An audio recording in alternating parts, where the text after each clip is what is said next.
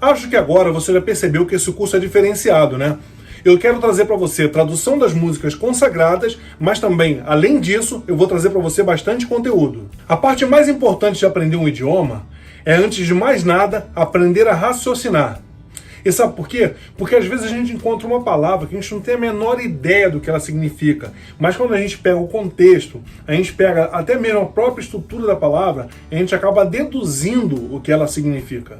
Eu sei que no início, quando o nosso vocabulário é tão curto, dá a impressão que a gente não vai aprender nunca, mas acredite em mim, eu já estive aí nesse lugar e um dia eu me peguei falando inglês, juro, eu vou te contar. Quando eu era adolescente, tinha um amigo que a família dele tinha condições financeiras muito boas e por isso ele fazia cursos de inglês numa das melhores escolas de inglês do Rio de Janeiro.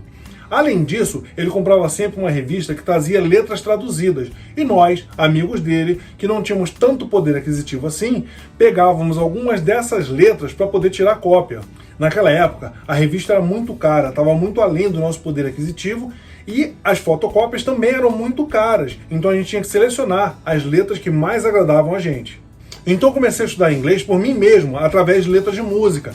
Eu pegava as letras que estavam na revista e quando eu tinha alguma dúvida, que eu não achava que alguma coisa não estava muito bem legal, eu buscava num dicionário para poder descobrir qual era o significado realmente daquela palavra e por que ela parecia com outra, alguma coisa assim.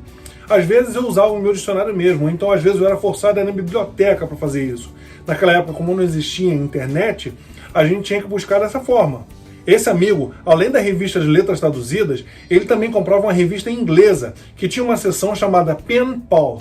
Pen, caneta, e pal, colega, camarada, amigo. E isso aí significa mais ou menos assim, colega por correspondência, né? Ou amigos por correspondência. Porque naquela época, como não tinha internet, se você quisesse corresponder com outras pessoas, você colocava nessa seção na revista o seu endereço. E aí a pessoa podia mandar para você. E é exatamente isso que ele passou a fazer. Ele passou a se corresponder com uma inglesa, sempre mandando cartas para ela e ela mandando carta para ele. E olha o que acontecia. Pra gente isso foi uma festa, foi legal pra caramba, porque a gente se encontrava sempre. Toda semana a gente estava junto, a gente conversava, ele mandava a carta pra ela e ela mandava a carta pra ele. Ele traduzia as cartas pra gente. Era muito legal. E aí a gente fazia nossas perguntas, comentários, ele ia lá, escrevia na carta, mandava pra ela, a gente esperava uns 15 dias a carta chegar de volta e aí a gente ia lá e pegava a resposta dela. Era muito legal. Até um dia que ela chegou e falou assim, eu quero passar 15 dias aí no Rio de Janeiro. E aí ela veio. E pra gente foi fantástico, foi maravilhoso. Todos os dias da viagem dela a gente estava junto, a gente ia pra lá, conversava, se divertia, era muito legal. A gente fazia perguntas, ele traduzia pra ela e ela respondia através da tradução dele também. E olha só, o mais interessante é que como eu já estudava inglês por mim mesmo, muitas vezes quando ele ia dizer para ela alguma coisa, eu pensava assim, poxa, eu ia dizer mais ou menos assim mesmo. E muitas vezes quando ela respondia, eu não precisava nem da tradução dele. Eu chegava, não, já entendi. Um dia eu cheguei na casa dele, ele não estava. Aí a mãe dele atendeu e falou assim, graças a Deus você chegou. Vai lá conversar com essa menina que eu não entendo nada do que ela está falando. E aí eu falei assim, mas tio, eu também não entendo nada de inglês. Ela falou assim, não, mas você já conversa com ela, você já é amigo, vai lá e conversa com ela. E aí eu entrei e a gente teve o seguinte diálogo. Hi, how are you? Fine. Did you work today? Yes.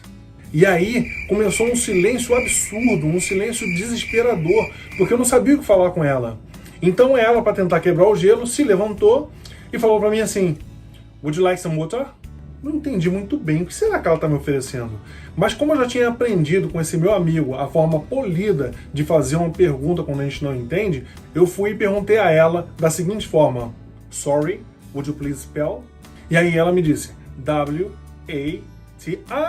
Water. No, water is in American English. Water in British English. E aí a gente começou a conversar, né? E eu não percebi que eu estava conversando com ela em inglês. E aí ele chegou, a gente começou a conversar e eu pedi para ele traduzir uma coisa minha para ela. Aí ela de repente parou e me olhou assim e disse, ele é muito preguiçoso. Ele estava falando comigo em inglês agora há pouco. E aí eu tomei aquele susto. É verdade, eu estava falando em inglês. E daí pra cá foi só crescimento. Eu comecei a falar inglês sem medo. Foi aí, nesse momento, que mudou a chavezinha. Naquela época existia um comercial do curso Brasas, um curso de inglês excelente no Rio de Janeiro, e que ele exemplificava exatamente o que aconteceu comigo quando aprendi inglês. Como eu não achei o comercial para mostrar para vocês, eu vou aqui reproduzir o comercial. Espero que vocês gostem. Não adianta, cara. Eu não tenho jeito para inglês. Sabe aquele sonzinho do TH? Não sai. Talvez eu tenha largado os chupeta muito cedo, ou então eu devo ter a língua presa. E aí veio um amigo meu e deu um toque do Brazas. Mas não é porque eu entrei pro Brazas que eu vou sair por aí speaking English. It may work with other people, but with me, no way, man. I have trouble with English. Real trouble. Can you imagine math and with English? E foi exatamente assim que eu me senti. De repente mudou uma chavezinha e eu comecei a falar inglês e eu nem percebi. E é isso que eu queria compartilhar com vocês. Na próxima aula a gente vai começar a segunda frase do Baby Can I Hold You. Espero vocês lá. Um abraço.